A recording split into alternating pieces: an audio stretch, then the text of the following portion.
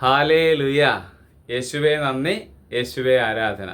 ആത്മാവിൻ്റെ ദൂത് എന്ന ശുശ്രൂഷയിലേക്ക് യേശുവിൻ്റെ നാമത്തിൽ നിങ്ങളെല്ലാവരെയും സ്നേഹപൂർവ്വം ഞാൻ സ്വാഗതം ചെയ്യുന്നു. ഒരുമിച്ച് പറഞ്ഞേ ഹാലേലുയ. ഇന്ന് 12 പേരുടെ നിയോഗം അയച്ചിട്ടുണ്ട്. അവരുടെ ഒപ്പം നിങ്ങളുടെ നിയോഗവും സമർപ്പിച്ച് നമ്മൾ ഒരുമിച്ച് പ്രാർത്ഥിക്കുന്നു.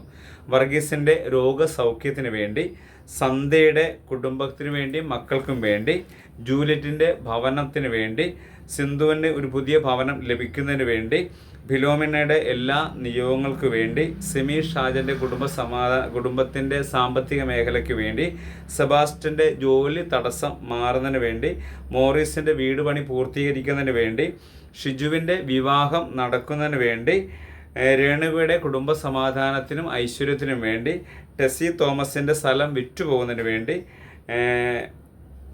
ആൻസിയുടെ പുതിയ ജോലി സ്ഥലത്തെ എല്ലാ അനുഗ്രഹങ്ങൾക്കും വേണ്ടി, ഈ 12 പേരുടെ നിയോഗമാണ് ഇന്ന് നമ്മൾ പ്രാർത്ഥിക്കുന്നത്. അപ്പോൾ നിങ്ങളും ഈ പ്രാർത്ഥനയോടൊപ്പം ഒരുമിച്ച് പ്രാർത്ഥിക്കണം കേട്ടോ.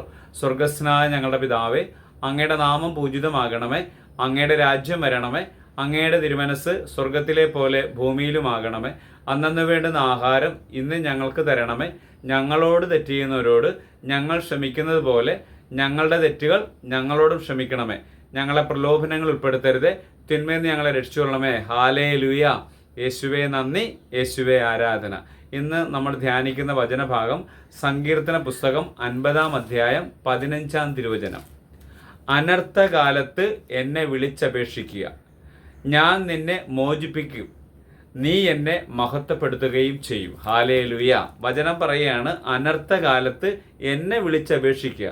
നമ്മുടെ ജീവിതത്തിൽ ഒരു പ്രയാസം വരുമ്പോൾ, ഒരു കഷ്ടപ്പാട് വരുമ്പോൾ, ഒരു ദുരിതം വരുമ്പോൾ, ഒരു വേദന വരുമ്പോൾ നമ്മൾ എന്താ ചെയ്യേണ്ടത്? കർത്താവിൻ്റെ മുമ്പിൽ ഇരുന്ന് പ്രാർത്ഥിക്കണമെന്നല്ലേ വചനം പറയണത്. അപ്പോൾ ഇങ്ങനെയുള്ള പ്രയാസം വരുമ്പോഴാണ് ഈ ഒരു മാർഗം ഉപയോഗിച്ചുകൊണ്ട് എന്ത് ചെയ്യണം?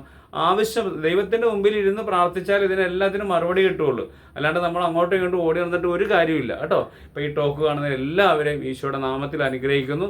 അതോടൊപ്പം തന്നെ ഈ മാസം 20 മുതൽ 22 വരെ IMS-ൽ നമ്മുടെ താമസിച്ചുള്ള ധ്യാനമുണ്ട്. ആ ധ്യാനത്തിൽ എല്ലാവരും വന്ന് പങ്കെടുക്കണം കേട്ടോ.